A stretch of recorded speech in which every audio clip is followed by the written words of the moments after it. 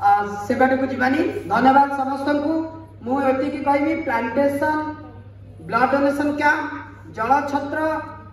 accident रे दुर्घटनार सामना करुवा व्यक्ति विशेष समाज रे निजर सम्मान अधिकार अस्तित्व बंचुवा लोक मान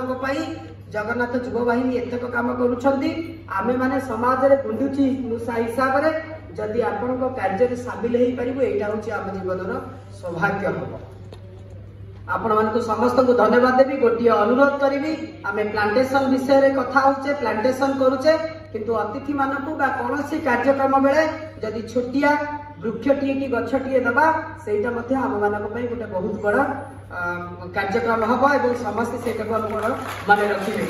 धन्यवाद समस्त को मो वक्तव्य मो अधिकारी को लेकिन सम्मान को लेकिन मो संप्रदाय सम्मान को लेकिन सदाबले चेष्टा करी संस्कृति परंपरा सहित किभली भाव में मर्यादापूर्ण जीवन यापन कर लड़ाई कर आसी आज दिन कौन व्यक्ति विशेष